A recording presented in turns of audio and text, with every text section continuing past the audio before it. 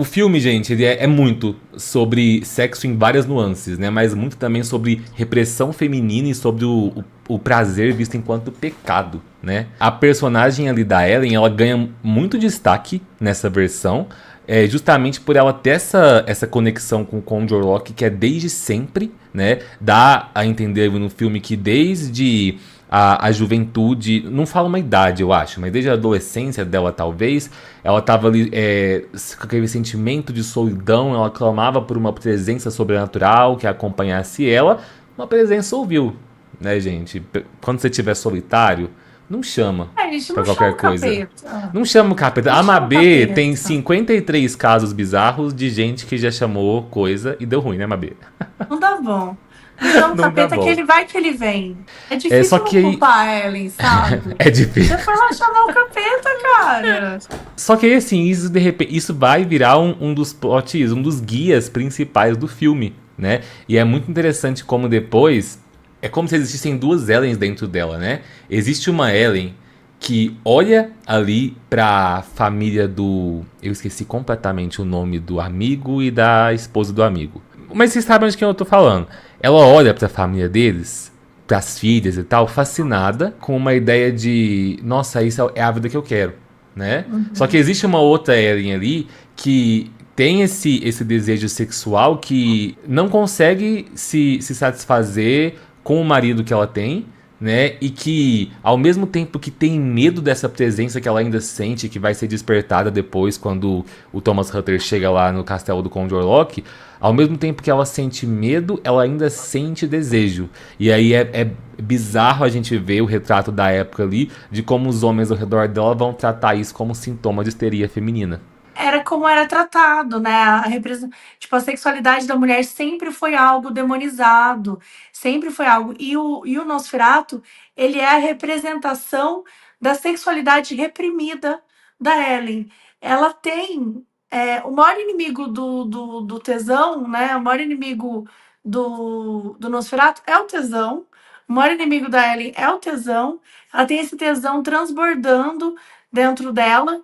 E é uma sociedade que é incapaz de compreender, é uma sociedade que não consegue, porque você vê, por mais que a gente esteja falando de um cara bestial, tem toda uma coisa de que quando ele tá andando, né, o Nosferatu, ele faz um barulho com o pé, assim, que é tipo, o andar dele faz um barulho gigantesco. E quando ele tá próximo dela, não faz barulho.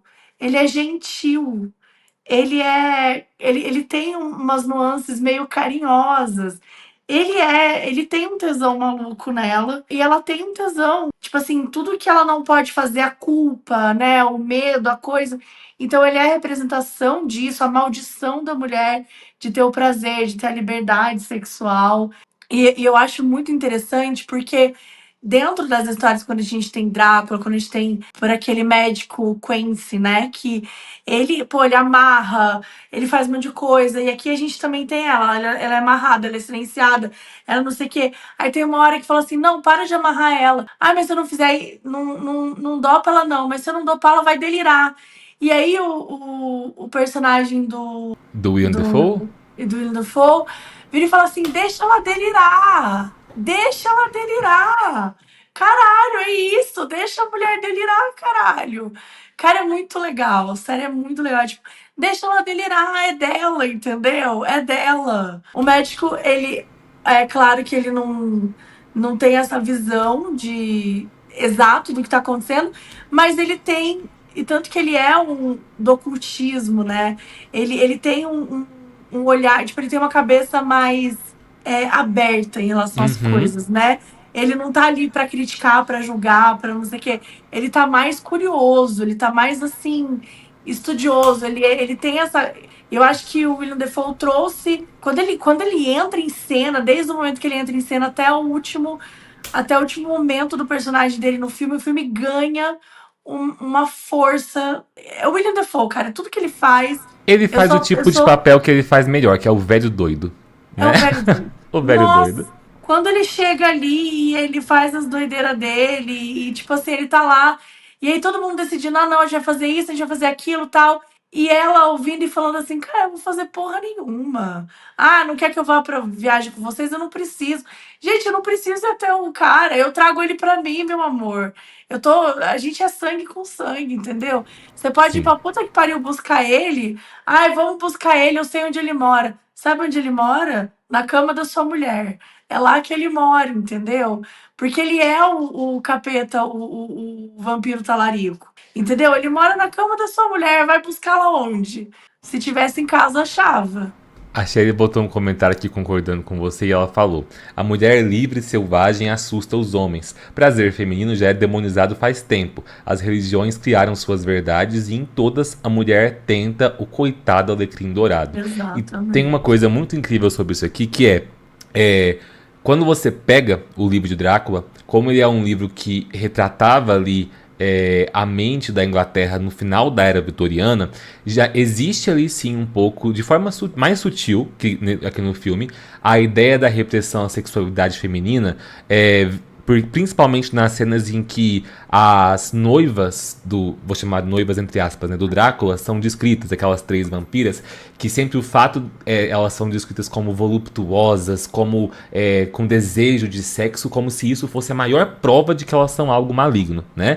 Porém, enquanto ali a gente está falando de final da Era Vitoriana, aqui em Nosferatu, né, a gente está falando não só da Alemanha, mas do início do século, em 1830. Então faz muito sentido que o filme ali foque ainda mais nessa ideia do desejo feminino sendo visto como algo não só reprovado, mas demonizado, né, como sinal de histeria, de doença e de possessão, principalmente, porque vai ser Nossa, uma sim. época muito anterior ali aos movimentos pelos direitos das mulheres que iam começar no final daquele século.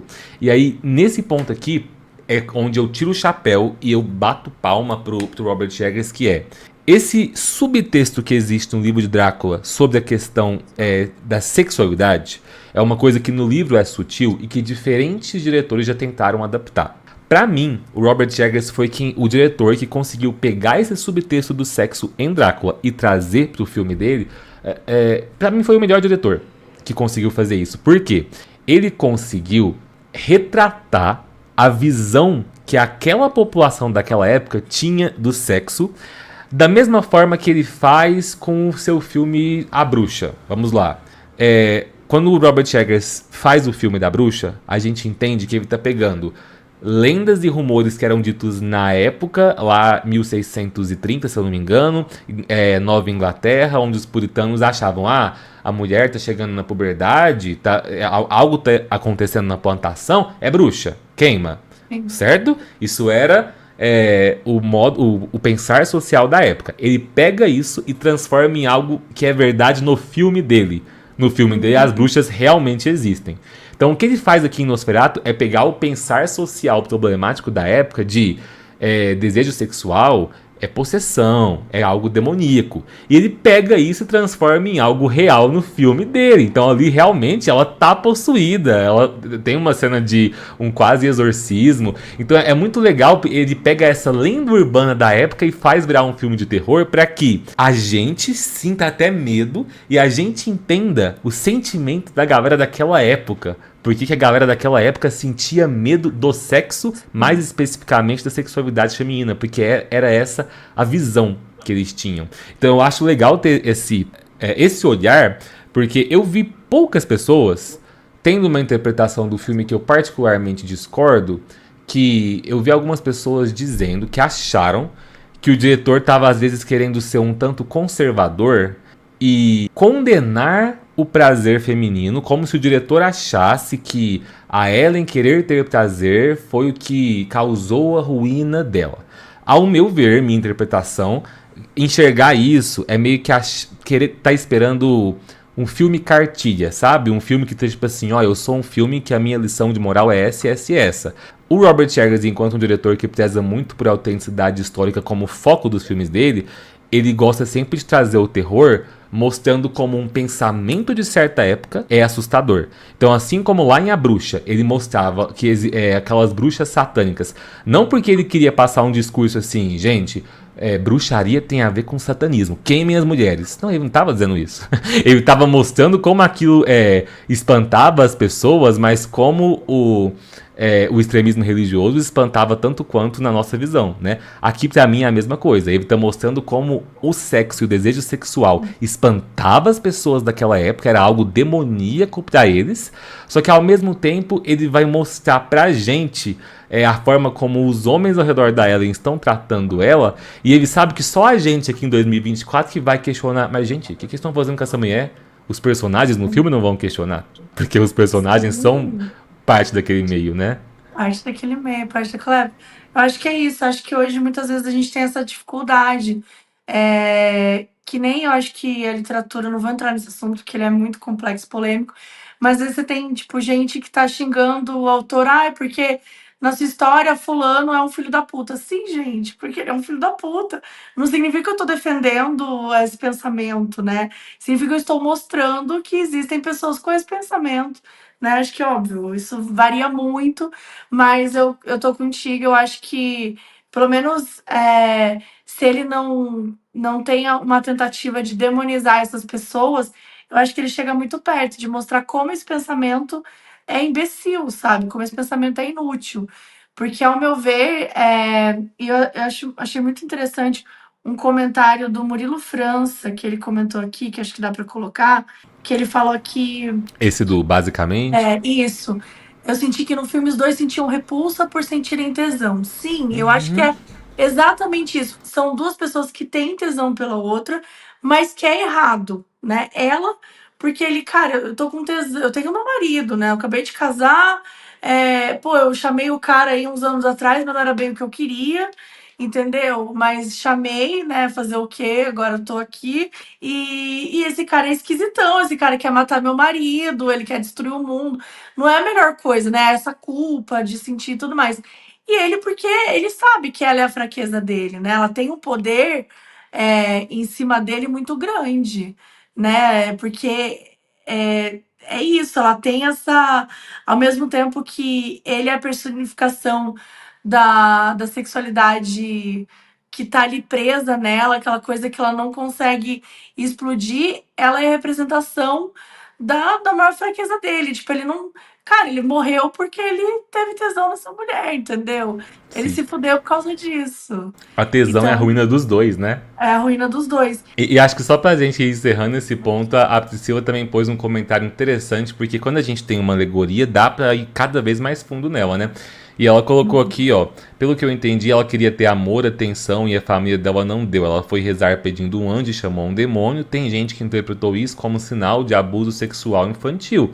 E dá pra fazer essa alegoria ali e ver no domínio que o Nosferatu tem sobre ela desde essa época como uma alegoria a abuso também. É uma possibilidade de interpretação pelo poder que ela tem, pelo poder que ele tem por ela. Não sei Eu não se sei, não vejo assim, porque eu acho que se eu enxergasse assim, eu não conseguiria ver a liberdade que ela tem entendi. sexual no final do filme. Mas eu acho que, né, é cinema, como na cinema, na literatura, a gente pode ter diversas interpretações. Eu, particularmente, não senti isso. Acho que se eu fosse por esse caminho, assim, é óbvio que, cara, você tá falando de uma pessoa que tem tesão em alguém que quer, sei lá, matar seu marido, morder seu pescoço, morder seu peito.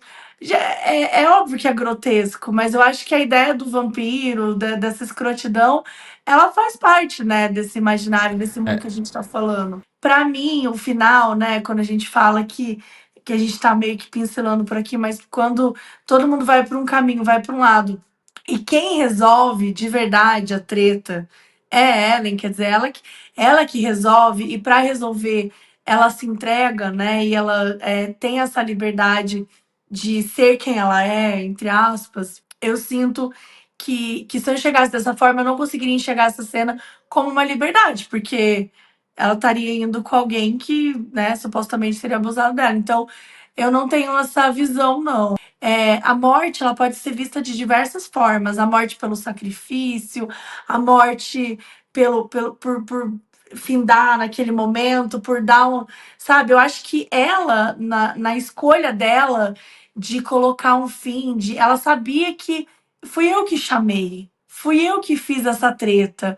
Quem vai resolver sou eu, a ligação é Sou eu. comigo, entendeu? Eu achei muito fantástico ver você falando isso, porque, pensando na filmografia do diretor, essa discussão que você teve aí falando, tem gente que fala isso, tem gente que fala isso, a mesma coisa do que falam do final de A Bruxa. No Sim. final, tem gente que vai falar, gente, no final ela encontrou a libertação, ela tá poderosa ali na fogueira. E tem gente que vai falar, não, no final ela simplesmente saiu de um extremismo religioso e tá condenada ali por um demônio que vai forçar ela a matar criança e tal. Todos têm essa possibilidade de como você quer enxergar o final. Esse vídeo que você está assistindo agora é um corte da live do nosso projeto Trocas Macabras, que rola toda segunda-feira às 8 horas da noite no canal do Felipe. Já marca aí na agenda para não perder as próximas lives e comentar junto com a gente sobre os próximos lançamentos de terror e fantasia.